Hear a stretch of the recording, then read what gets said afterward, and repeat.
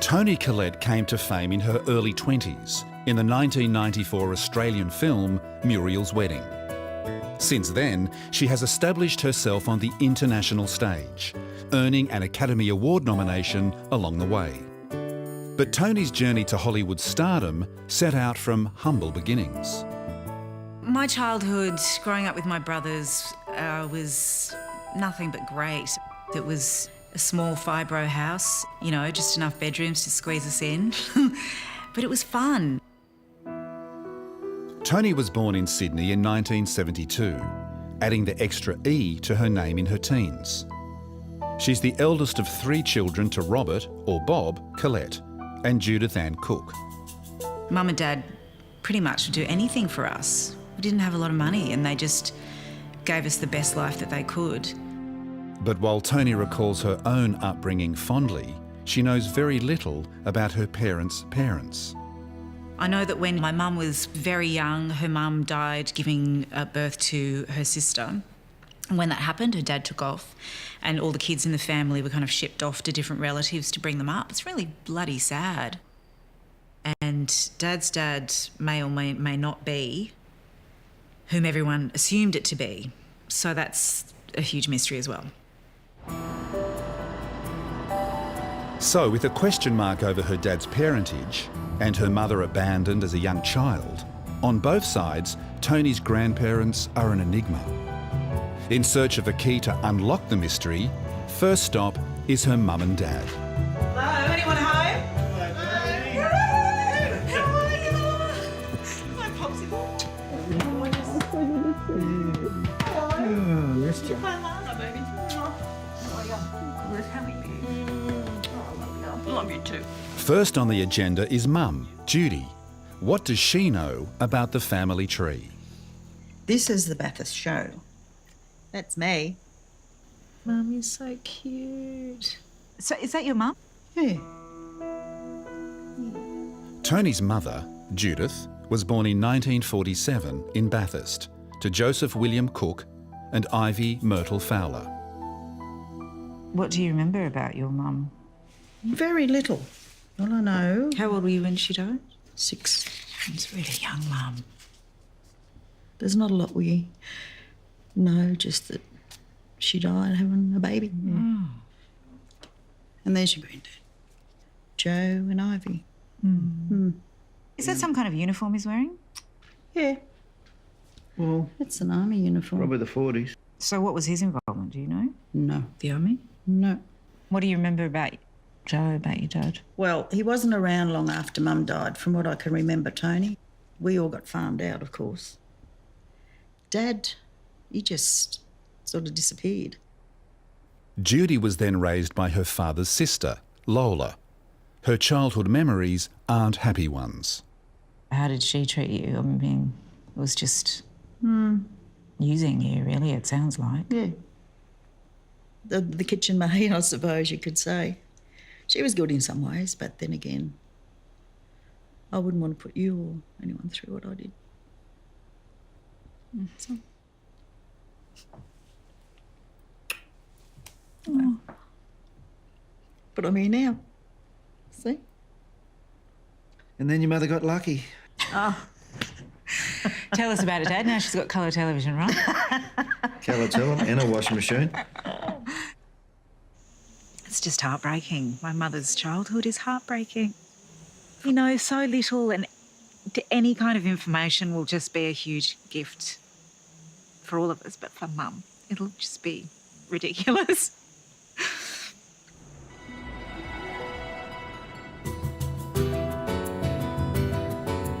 Having heard what little oral history exists on her maternal grandparents, Toni is keen to see if official documents could cast further light on them. Okay, so what I have here is my mum's parents' wedding certificate. Married in 1941, 23rd of March in Bathurst. He was 26, she was 22. The marriage certificate is a sign of happier times. But what led to Joseph Cook later abandoning his children? Armed with more detail, Toni is now able to delve deeper in search of her errant grandfather. Next of kin, Cook Ivy. We are on. Okay, now I'm going to click on this. Australian Military Forces. Mobilisation attestation form. Army number. This is what that uniform is. Enlisted for war service at Bathurst in 41. In 41, hang on, that's when they were married. What's he thinking? What's the date here when it was signed? So it's not even 2 months later. That's bonkers. Does Joseph Cook's time in the army hold any clues to why he later left his family? Tony, how you going? Hi, really nice to meet you. Carl James, senior historian from the Australian War Memorial, can decipher the military record. I know that he was 26 when he volunteered to be in the army. He's a volunteer? He's called up. He was called up. He Why did I was. think he was a volunteer? I think these days we have a volunteer military, so it's pretty easy to assume that will be the case, but not in Paul Joseph's case. So he's been conscripted to serve as a rifleman, as an infantryman. So after 4 months of basic training, he's then sent off to join his battalion, the 54th Battalion, and they're based at Bathurst. And then on the 9th of October, the battalion said, "No, you're unfit for duty," because the battalion was getting ready to be sent to Darwin. Unfit for duty. Unfit for duty in an infantry unit. Right. Pretty much for the rest of 1941 into 1942, he's just coming in and out of hospital, casualty clearing stations, health complaints. He's just moving in and out of the system. His battalion dispatched to Darwin without him. Joseph remains in Bathurst, unfit for duty. But it's not just his health that's of concern to the army. September of 1942, and it's found he's gone absent without leave. So he's just nicked off. What is happening with this man? So when he came back, a court of inquiry was held, and we're fortunate in Joseph's case that we have his testimony, his sworn statement. I rang my mother and asked how my young brother was. He was in hospital at the time and she told me they'll probably take off his leg the next morning. For that reason, I boarded the next train to Bathurst to see if I could stop my brother's leg being taken off. Wow. Why would he not have the opportunity to tell someone what's going on and do it legally? This goes back to being a state of heightened emergency for Australia. Yes. So our soldiers are fighting the Japanese. Yeah, it's an intense time. This is a really intense time. There has to be some order, I guess. And this is a really sad story for Joseph and his family, but it's just one of tens of thousands that occurred during the war. Right. After his court-martial, the court were pretty lenient on Joseph. They just confined him to barracks and he received a fine. So basically it's like a little slap on the wrist. He returns back to his unit and within a couple more months, again he's in trouble. DCM is District Court Martial, charged with desertion this time. He's gone, we see down here, from the 9th of November 1942 until the 7th of May 1943. So he's just nicked off for nearly 6 months. And again, we have his own words explaining why he did what he did. So he says, I asked for leave to see my wife before I came down, and that was granted. I went home and found she was in hospital.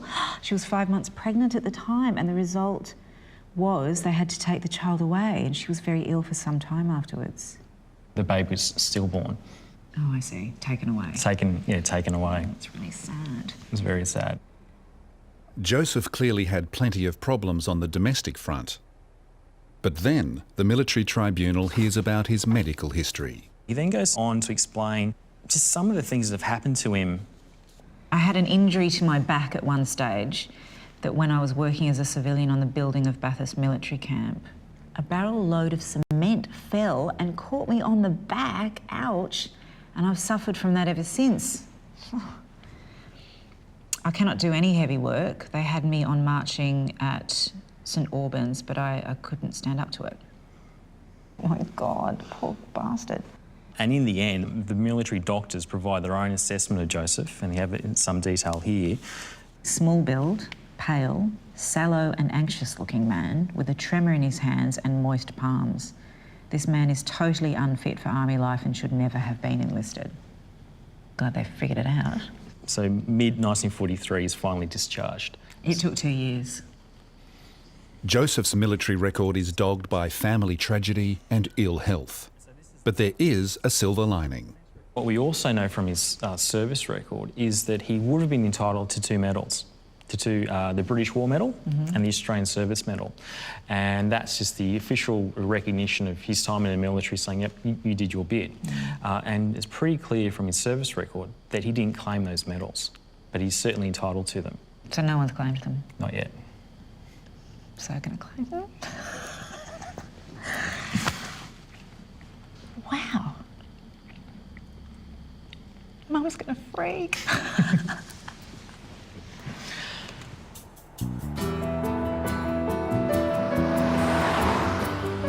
So it seems Grandpa Joe was a bit of a rebel, which I like.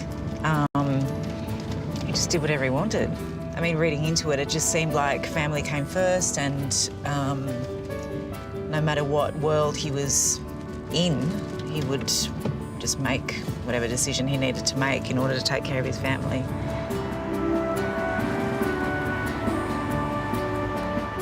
Toni has come to Bathurst, 200 kilometres west of Sydney, where her grandfather Joseph served during World War II.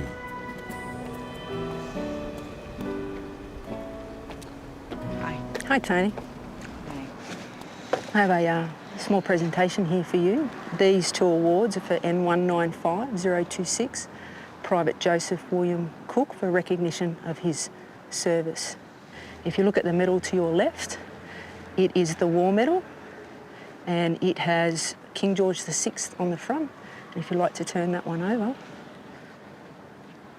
it has a lion on a fallen dragon on the rear.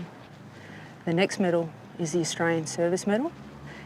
It has our coat of arms on the rear. Thank you. You're welcome. He's a bit of a character, I hear.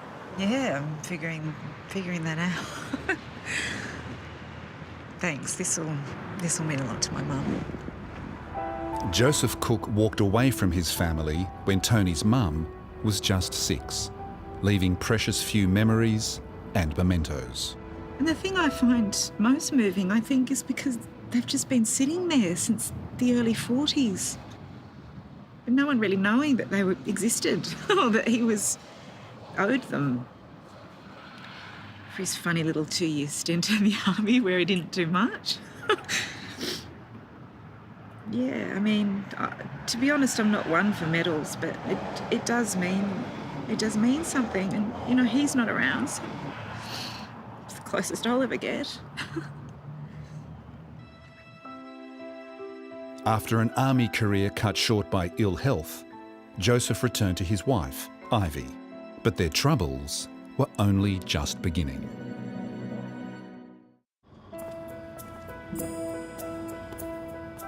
Toni Collette knows that grandmother Ivy died in childbirth. What led to the tragedy and the consequent breakup of the family? In the event of an unexplained death, an inquest would have been held. At Bathurst Courthouse, historian Madonna Grehan has the report into grandmother Ivy's death. So, Toni, we have a copy of the inquest undertaken in this very courtroom. In this very room? Yes, in this very room. Far out. Ivy and her baby died on the 2nd of March 1953, and the inquest was undertaken 11 days later on the 13th. So 10 years after his discharge from the army, Joseph Cook finds himself in the coroner's court, describing the death of his wife and child. This is the testimony of your grandfather. The deceased, Ivy Myrtle Lottie Cook, was my wife. Besides myself and the deceased, I do not know of anyone else who was aware of her condition. She had not sought medical attention. She was rather shy regarding these matters. On the 1st of March 1953, I retired to bed at about 8:30. During the early hours of the following morning, I was awakened by my wife getting in and out of bed.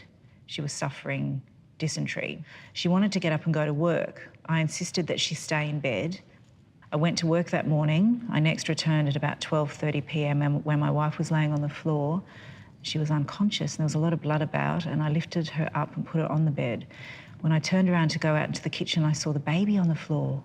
She must have been laying on top of it. I then had a closer look at the baby and I noticed it was dead. Far out. Oh man, imagine walking in on that. My God. And where were the other kids? There were 4 children, so there's 2 toddlers in the house and there are 2 children at school. See, I'm really unsure about the order of my mum's siblings. I think your mum is number 2. So she would have been at school.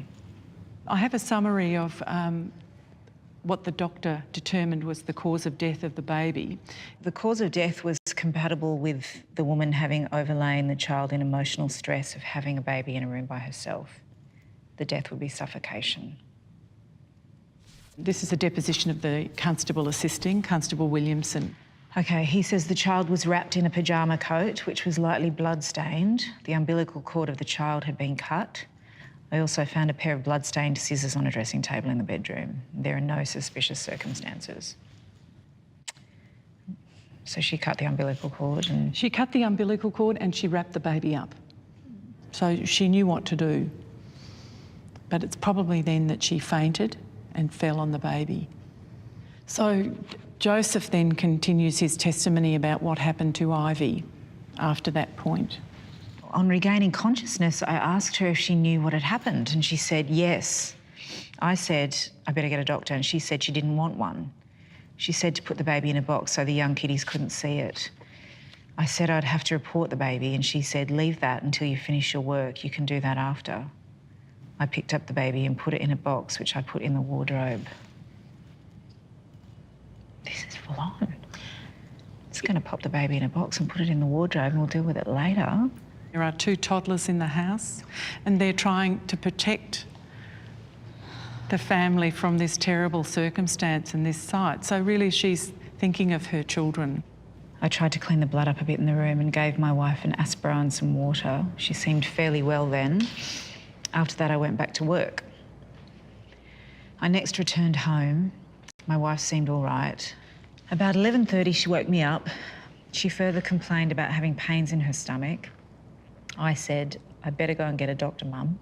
She told me that if I got a doctor, she would never speak to me again. My wife seemed to be straining herself.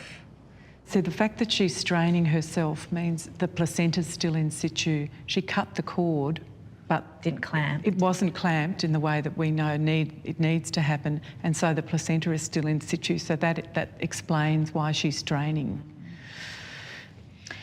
Then he goes on to say, I tried to knock up the nearest doctor but could not knock him up at all. I went and rang another doctor and some woman answered the phone and said the doctor would not be back until Wednesday. Finally, after 4 attempts, Joseph found medical help. It's taken him an hour to find a doctor by knocking on people's doors and by telephoning. Oh, that's so desperate. Yes, it is desperate. It's grim, really grim. I got home about...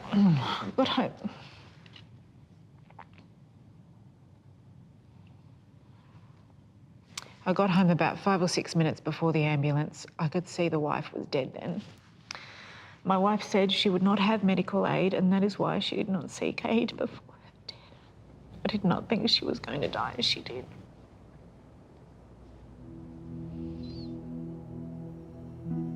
What I don't understand now is if he loved his family so much and he's got these kids, he took off, Mum says, he took off after Ivy died. If you think about the age of the children who are suddenly motherless, they need a lot of attention.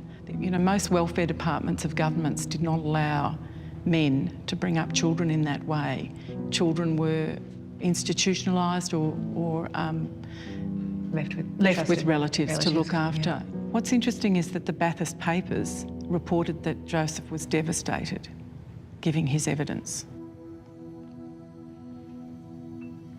It's just such a horrible accident, which, you know, then led on to my mum having such a shitty childhood.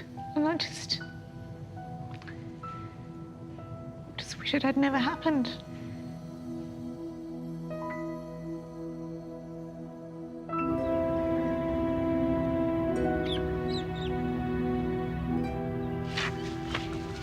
Number 7 is what I'm looking for now. Dead at the age of 36, grandmother Ivy's last resting place is in the nearby Bathurst Cemetery. 6. Here we are.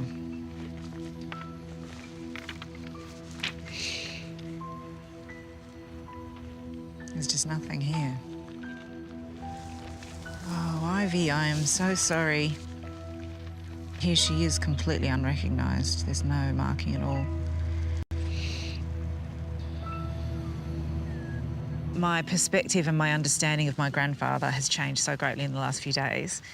And I guess this is as far as I'm going to get in Bathurst, so I'll now try to find out more about where Joe is and what happened to him after Ivy died, where he went, where life took him.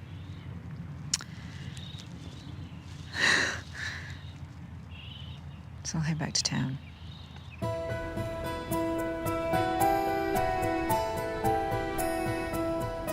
So what became of Joseph Cook after his wife died? Back in Sydney, Toni picks up the trail of her grandfather.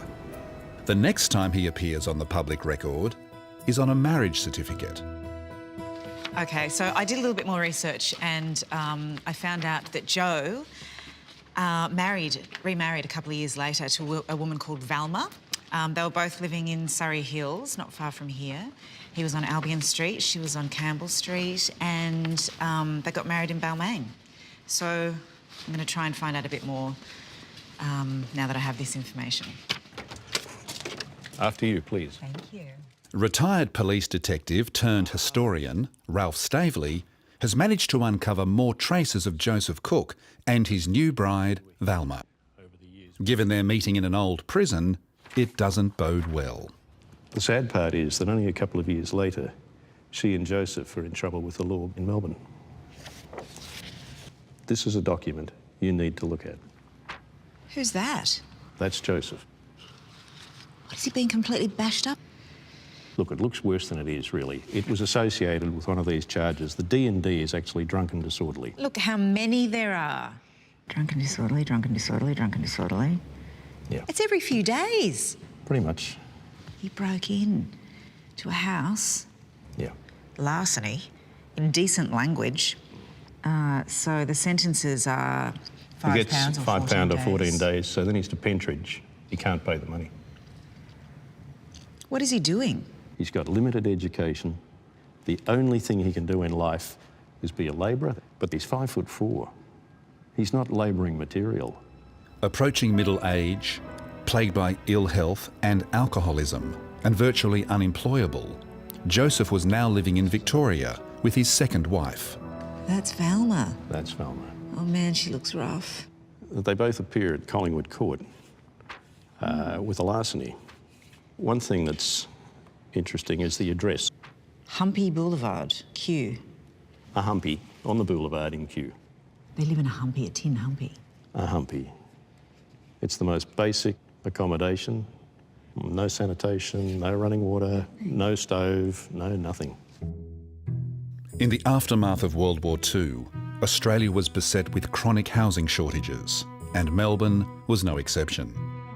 Returning servicemen, incoming migrants, the poor and dissolute, all competing for homes that just weren't there. Former army camps were used to try and ease the problem, but at the bottom of the ladder were those like Joseph and Valma, who couldn't even find a place in the homeless camps, and instead built their humpy out of whatever scrap materials existed. 15 years later, in 1960, the humpies were still there in the heart of Melbourne and home to Joseph and Valma. But Joseph Cook wasn't only on a downward spiral. He was also repeating his personal history. And the last charge? Joseph Cook. Yeah. Fail, provide for children. Yeah. They're both charged with that. So they've got kids They have 2 children. that they can't care for and they end up Well, in jail. He's in jail for 6 months because he can't provide for his he kids. appealed against that. Oh, jeez. And the judge is Oh, it was open. reduced to 2 months. And it's reduced. There's some sympathy there for the plight he's in. But the children are taken into, well, interstate care. Yes. So when is this? 61? 61. And do you know how old they are or the details of the kids? They're both young. They're both under 7. So now Joseph has basically Yes. lost 6 kids. That's right. And 2 more that died. Yeah. These poor bastards. He had no luck. It was just tough times the whole way.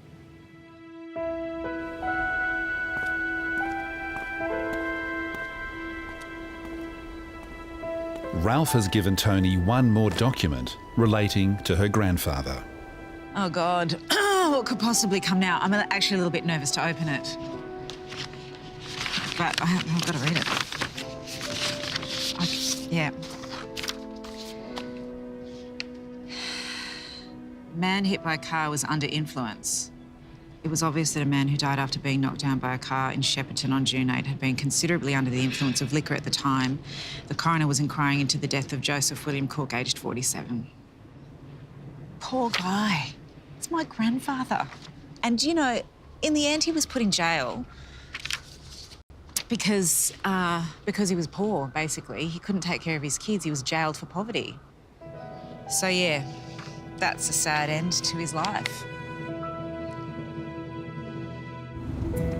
Having discovered more about the life and times of her maternal grandfather, Joseph Cook, Toni now has to tell her mum. I'm feeling a little bit of trepidation about revealing all that I found. I mean, I found it difficult to take it all in, and despite an obvious connection, it's Mum's dad. It's hers. So I'm feeling a bit of anxiety. I met with a military historian who told me all this information, and he also told me that there were some medals owing to him. So I went out to meet. There was a representative from the army, and I went to the Memorial Centre in Bathurst and got them for you. Oh, I wish you'd have been there. Oh, golly. That's gorgeous. Yeah, you don't know. I know. There's a lot you don't know. Here they are. So there are two different ones. One is for being in the army, and one is for being a part of the war. Not that he, did much, but here they are. There you go. There you go, Joe. There he is. He was constantly being pulled up for drunken disorderly behaviour. Look at that mug shot of him, will you? That's awful. I know. Look at him. Look at his face. It's so hard. He just... He's been belted. Yeah, he looks like Don't you love the boxer. love the bandage? In looking through all this, I really originally did think that he was selfish for taking off, but he kind of had no other choice. Mm. And he did what he thought was best for you kids. Yeah. I know it's horrible, but I really do think it's probably better to know than not know.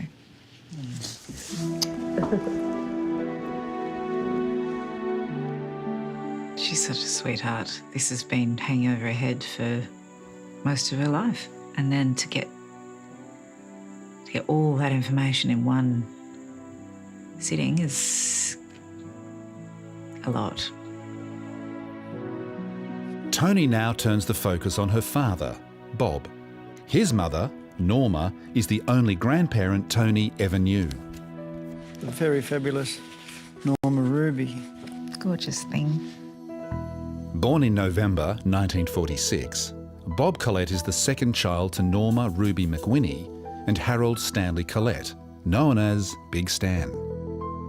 They divorced when Bob was still young, and he grew up estranged from the man whose name he carried. I never had a relationship with what we call Big Stan, but later on in life I did confront him about our relationship. And I probably did it at the wrong time, in the wrong place, and all that sort of stuff. And What did he say when you did well, it? he said to me, and he said, I'm not your father. And of course, that's the first conversation as an adult, really. Was Nan still alive at that point? Yeah.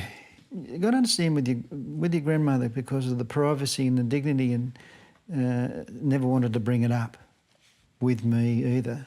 But among Norma's possessions is a possible clue. What is that? A very It's old letter. It's an old letter. It's this is your grandmother actually wrote this while she was in the nursing home. She'd had a stroke, as you remember. Yeah. The letter, written in later life by Toni's grandmother, Norma, was to an address in the US, but it was unopened and marked returned to sender. It's Irving H. Robachek. Robachek, yeah, Robachek. Okay, dear Irving, I hope this letter finds you well and happy. I thought about you at Christmas, as every Christmas. Haven't had very good health the last few years. Had a stroke in 1983 down my left side. And walking again with the aid of a quad stick and rehabilitation, my speech and my mind is okay. Nan, my thoughts have been with you always over the years. I think my dad took the letter you wrote with your army address. I had it in my dressing table drawer. When I went to get it, it was gone, so if any mail came later on, Dad would probably destroyed it. I hope this letter finds you. It would be wonderful to hear from you. You weren't very happy or well when you wrote, so I hope your life and your health has improved. Love to you always, Norma. This fella left an impression with her for the rest of her life. And she obviously cares a lot about him. So that leaves, that just leaves doubts in my mind. And would this fella be my dad? I don't know. The mystery continues. Right, so Dad, it's 2015. I think it might be time to do Time's that moving on. DNA test. TikTok, you know what I'm saying? Well, that's Not what, just for you, you for know, me. No, that's it. It's not just for you, and it actually goes past you. It's for the entire family. Oh, entire family where your heritage is, and I've always really wanted to know, obviously, and I've got to tell you that we had a DNA test. We haven't got a result yet, but yeah. You little shit! When did you do that? No, I'm telling you, I don't spill blood for everyone. So. But When will you know? well, not just yet. Well, yeah, soon. I can't believe he's finally done the DNA test. That will bring forth a whole heap of information. And then there's this beautiful letter that my grandmother wrote to a man that she clearly cared deeply about. So it's all very intriguing and exciting. So who is her biological grandfather? Toni is about to learn that her family history is even more complicated than she realised.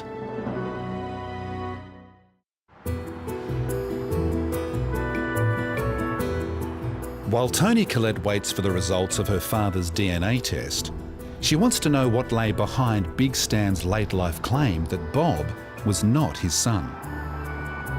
She heads to the New South Wales Records Office in search of traces of Norma and Stan, her official paternal grandparents. Family historian Shirley Swain has been digging into the archives. Norma and Big Stan were married in 1941, but the honeymoon period was short-lived. We know about the marriage comes from divorce papers. They're dated from 1945. Norma's clearly quite keen to be out of the marriage because she provides this. To whom it may concern, I, Norma Collette, have committed adultery with someone whose name I do not wish to mention for reasons of my own. Come in, Spinner! Oh, my God! Yes. In the papers here, we can see the kind of progress of the deterioration of the marriage. In 1944, in May 1944, she's writing to Stan. This is the most difficult letter I've ever had to write, and it is only after much thought I do so. I've been trying to tell you for some time now that I don't feel the same towards you and I don't wish to live with you as your wife again. It makes me very unhappy to have to tell you this, but I think deep down in your heart you have known this. Believe me, Stan, I really did try to make you happy when you were last home. Please try to forgive me. Your wife, Norma. Okay. And so in the papers he presents to the court, he explains what he did on receipt of that letter. I returned home on leave from Darwin, and shortly after returning home, I had a conversation with my wife. I said to my wife, "What do you mean by writing this letter, and what is the whole trouble?" She replied, "Now that you're home, I will tell you, I don't love you. I don't want to settle down to married life. While you were away, I committed adultery." I then said to her, "What is the name of the person with whom you committed adultery?" She said, "That's none of your business. That is my affair. I'm prepared to give you a confession, but I won't tell you his name. He is an American."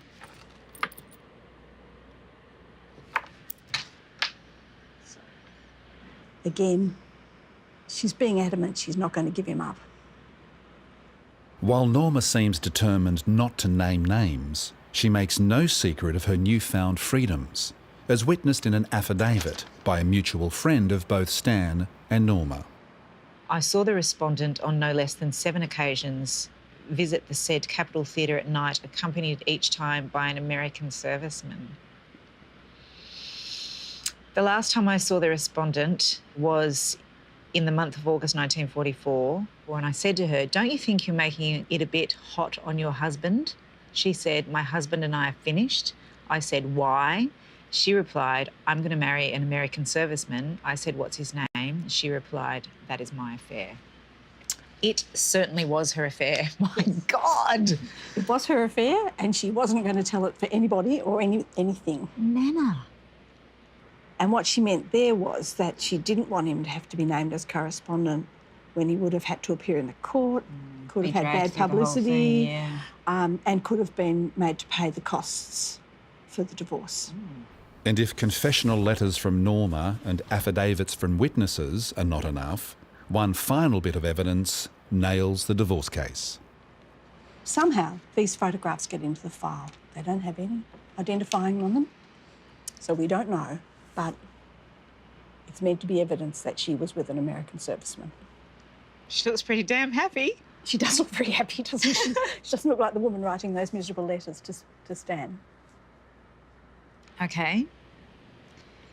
So the divorce is granted with no name attached as to who this person is. Wow. How do we find out who this is exactly? That is beyond these papers to tell us. The decree nisi, which was granted in 1945, isn't the divorce, it's just the first step in the divorce. The decree absolute in this case is not granted until 2 years later in 1947. That's a long time. And my dad's born smack bang in the middle of those dates. Born in the middle of those dates. It's highly unlikely that my grandmother and Stan created my father.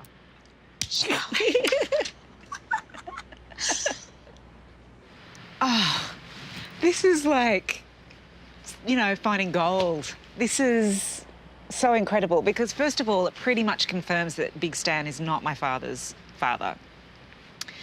And this elusive lover that my grandmother has had, I have seen him. This is him. I mean, it's got to be. It's not some ruse to get through the divorce. She provided a picture. She looks genuinely so happy with him. It's got to be Irving. It's got to be.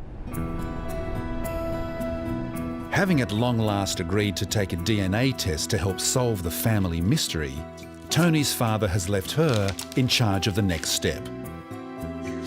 Now, the results are in. The testing was conducted to confirm whether Robert Collette and Stanley Collette share a common paternal lineage. Okay, there's a bunch of numbers. I've no idea what that means.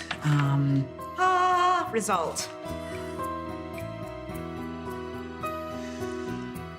They do not share identical Y chromosomes. You know what Dad's going to say? I really am a bastard.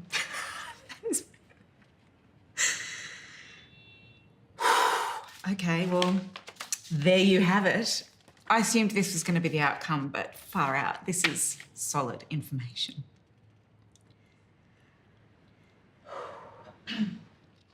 Okay, so now I am looking up an American archival site.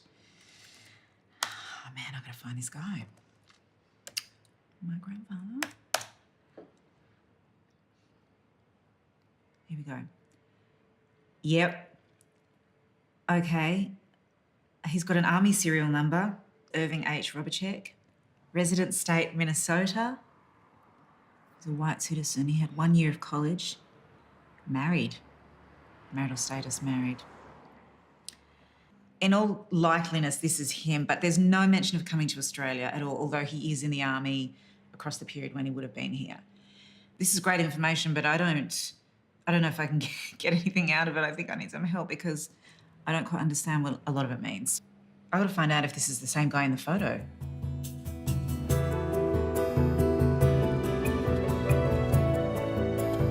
Toni Collette has found photos of an unnamed man in her grandmother's divorce papers. is he the same man Norma wrote letters to later in life, Irving Robicek? At the Society of Australian Genealogists, Carol Riley has been enlisted to help. Well, I have his American service record. Oh, great. He was assigned to the Southwest Pacific Theatre of Operations from February 44 to September 45. Okay, I have something here about the dates when he was in Sydney. Okay.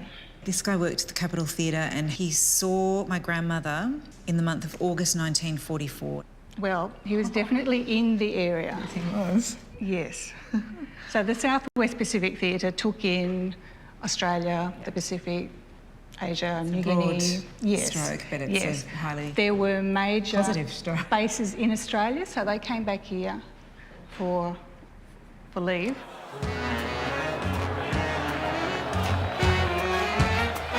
World War II saw a big influx of Americans into Sydney, and Australian women were encouraged to make them feel welcome as part of the war effort.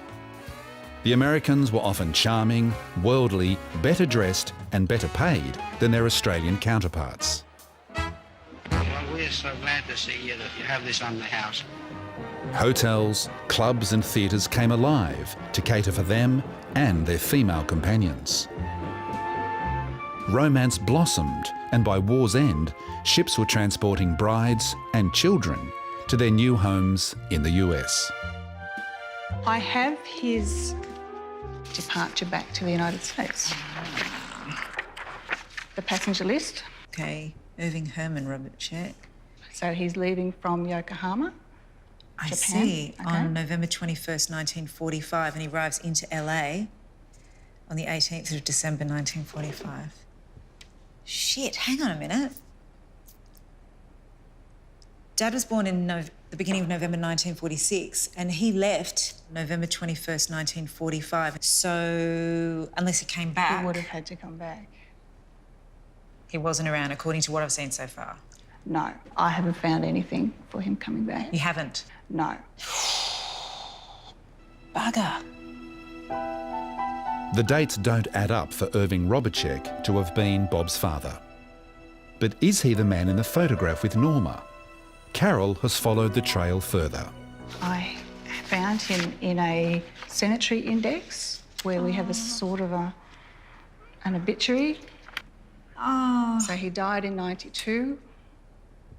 Retired Lieutenant Colonel, so he was he pushed on in career soldier. Yeah.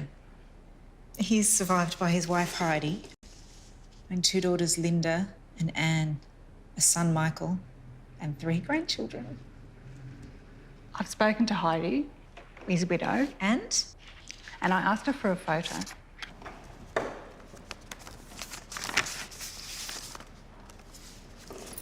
Well, that's not the guy in the photo.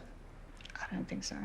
This guy was a decoy. Or is he the real deal and this is not the right guy? What's going on? Carol, do you know anything else? I don't know anything else. Oh, this is not... What? But the letters are from him. I mean... The letters are from him. He kept up a, pen pal relationship with your grandmother.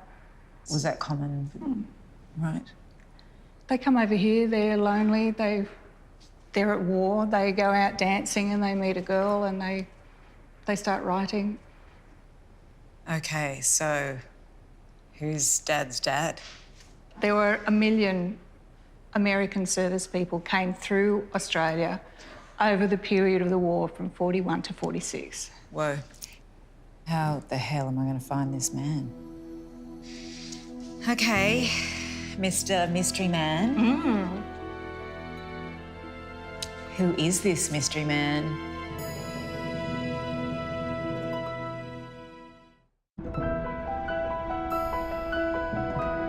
Toni Collette has discovered that her nan's wartime pen pal, Irving Robicek, is probably not her biological grandfather. Nor is he the one in the snapshot with Norma. So who is the mystery man?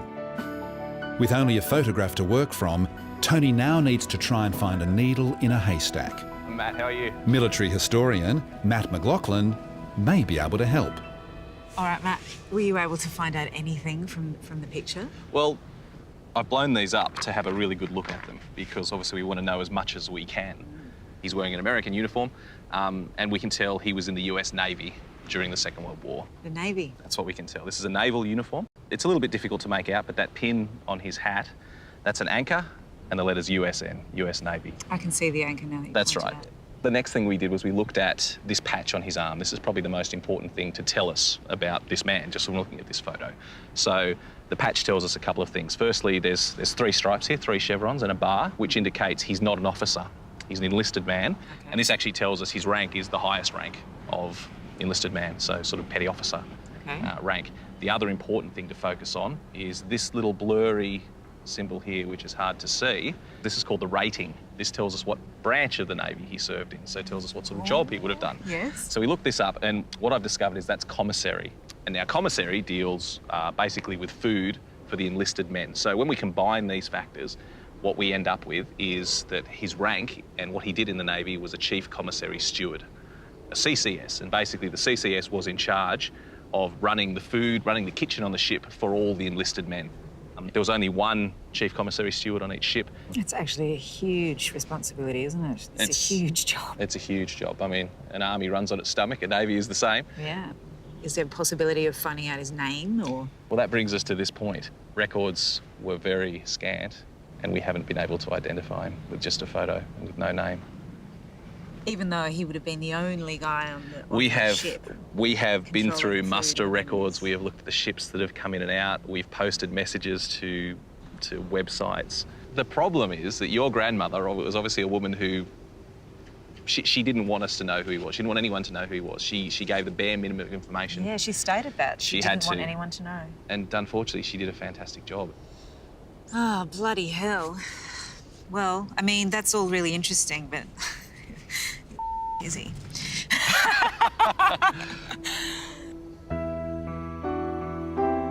So a key piece remains missing from the jigsaw, the identity of the man in the photograph, possibly Toni's biological grandfather.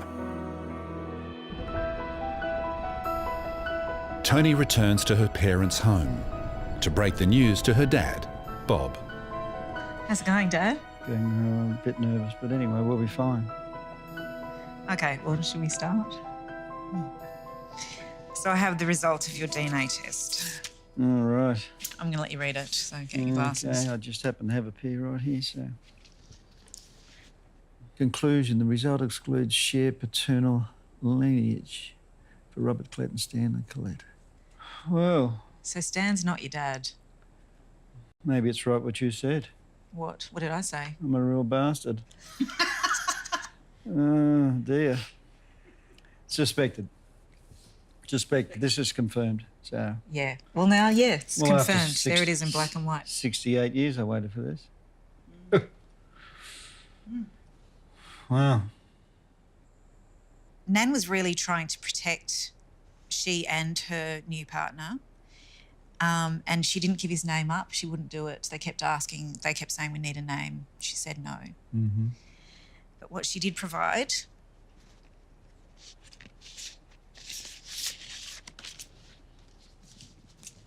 Oh, okay.